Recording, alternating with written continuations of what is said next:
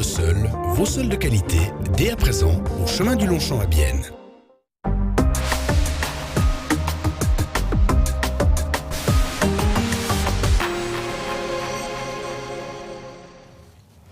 Madame, Messieurs, bienvenue à cet entretien du jour. Le canton de Berne affiche une pléthore de candidats cette année au Conseil national lors des élections d'octobre prochain. Pour la première fois, la biennoise Sabine Reber, que les médias germanophones n'hésitent pas à qualifier de pouce vert de la nation ou de papesse des jardins, tente le coup sous les couleurs, on s'en doute un peu, des Verts. Alors pourquoi cette journaliste, écrivain et grande amatrice de vers devant l'éternel sort de son coin de jardin pour aller dans la gueule du loup? Eh bien, c'est ce qu'on va tenter de savoir aujourd'hui. Sabine Reber, bienvenue dans nos studios. Bonsoir. Oui, bonsoir.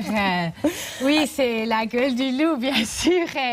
Et je crois que, oui, il fallait beaucoup de courage pour s'y lancer, mais on vit dans un temps où il y a tellement de problèmes. Je me suis dit, je ne peux pas passer le reste de ma vie dans mon petit jardin, dans l'idylle, parce que là, j'ai beaucoup fait avec les livres, les éditos. Mais je crois que c'est un temps où il faut prendre position, où il faut vraiment sortir. Bon, on continue de cultiver les légumes bio, soi-même, ces petites tomates que j'ai cueillies au milieu de la ville de Bienne ce matin. On continue bien sûr de jardiner, mais je crois que c'est un temps où il faut sortir et prendre position. Et les prochaines 4 années, il y aura tellement de choses importantes qui seront décidées que je me suis dit, oui, c'est le moment de prendre position. Alors vous êtes positionné en octobre passé, ça fait une année maintenant qu'on va dire que vous êtes presque sur les routes. Avec quelle sensation après tous ces mois au contact de la population, d'aller chercher, c'est votre première expérience de cette sorte? Oui, c'est extrêmement intéressant parce que j'ai connu plein de gens.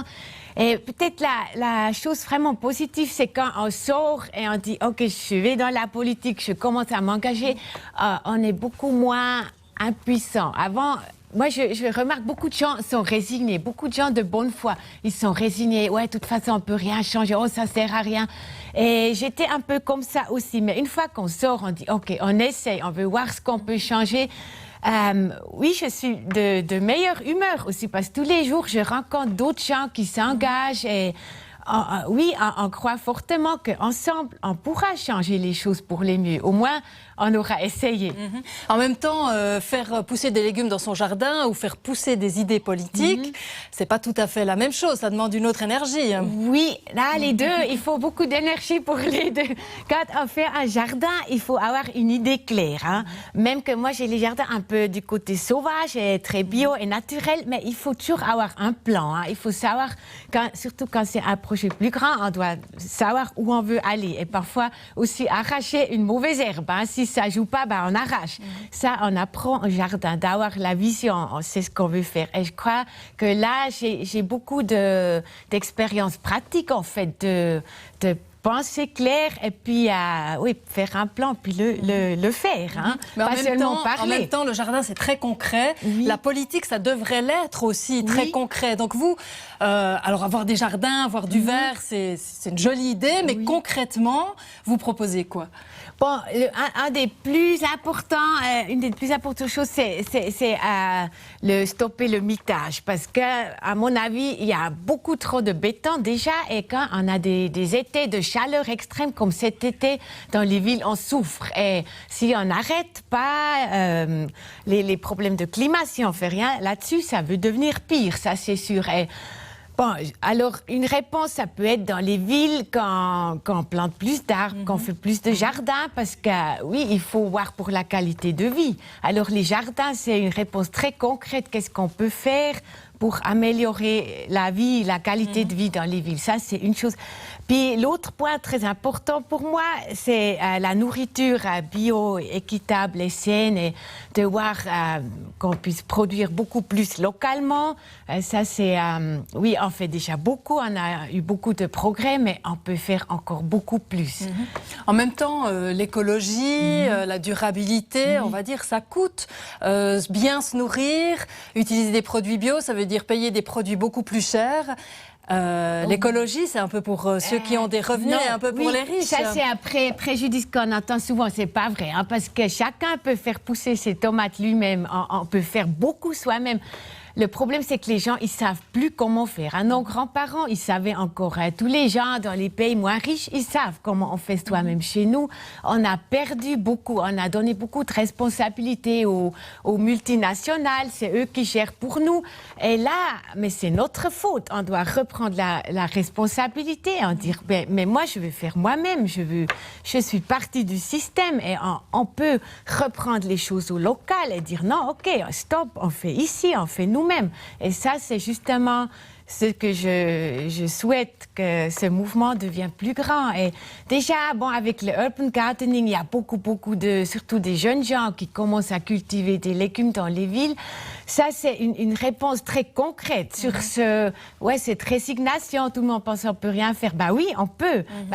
Aller dehors, planter quelque chose, ça, c'est aussi une réponse. Et c'est politique ce qu'on mange. Et ce n'est pas une question d'argent. Parce qu'après, il faut dire, on peut aller au marché, on achète des légumes saisonnels, c'est pas cher. Les gens achètent des trucs dans du plastique, ils croient qu'on peut manger que les choses qui sont dans du plastique. Oui. Alors que si on va au marché, on va se rendre compte que ça, en fait, ça coûte moins cher. Mais il faut apprendre à cuisiner. Ça, c'est le prochain truc. Alors vous présentez au Conseil national, donc vous avez, on va dire, la prétention de représenter toute une partie de la population, de Bienne, de la ville, mais aussi de la campagne. On peut penser au Jura bernois. Quel lien vous avez avec le Jura bernois? Oui, moi je suis un peu de camp. Je suis avec une jambe, je suis une personne de la ville, mais avec l'autre jambe, je suis une personne de campagne. J'ai passé beaucoup de temps de ma vie en campagne, en fait, que j'ai vécu longtemps en Irlande, où je cultivais mes choses. Puis j'ai vécu à Lambois aussi quelques années. Moi, je connais assez bien le Jura bernois. Puis j'ai habité à Tvannes. J'ai des bonnes relations avec les vignerons. Alors oui, je connais, j'ai des amis qui sont paysans, je connais. Qu'est-ce que vous défendriez pour le Jura bernois? Je pense que les questions financières pour Bienne, pour le Jura bernois sont importantes, que la solidarité entre les cantons, je pense que là, on doit vraiment lutter à Berne pour maintenir la solidarité entre les cantons, parce que, Bienne, Jura bernois, nous serons les premiers à souffrir. Et il faut aussi maintenir la solidarité entre les gens, parce qu'une société ne fonctionne pas si les riches regardent pour eux et les autres qui se débrouillent. Ça, je suis convaincue qu'on doit de nouveau avoir plus de solidarité. En même temps, les Verts ont beaucoup perdu ces dernières années, les dernières élections aussi. Ils ont un peu profité, on va dire, de l'effet Fukushima à un certain moment donné. Est-ce qu'il faudrait encore une grosse catastrophe pour que les Verts soient poussés? On n'espère pas du tout. Nous, on a le concept qui est clair, on a les réponses sur beaucoup de problèmes qui vont venir dans les prochaines années. On pense dans le plus long futur et non, surtout pas de catastrophe. C'est la dernière chose qu'on souhaite. Sabine Reber, vous êtes très connue du côté germanophone, notamment par le biais des médias et de vos activités justement de jardinière. Mais vous êtes aussi connue du côté roman aussi par rapport au fait que vous représentez une marque de produits de jardinage.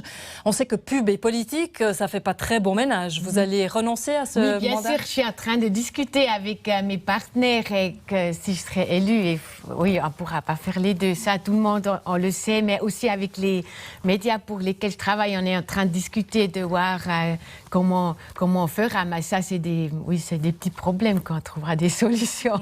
Donc vous estimez être vraiment une vraie candidate ou juste une candidature de soutien? Non, je fais ce que je peux. Moi, j'aime pas faire les choses moitié. C'est comme écrire un livre. J'écris pas seulement la moitié d'un livre. J'essaye de faire ce que je peux, bien sûr. Alors, c'est ce qu'on verra au mois d'octobre. On vous souhaite encore bonne route pour jusque-là, avec beaucoup de travail visiblement. Merci beaucoup, Sabine Reber. Voilà, c'en est tout pour cet entretien du jour. Merci de l'avoir suivi et à tout bientôt sur Télé Bilingue.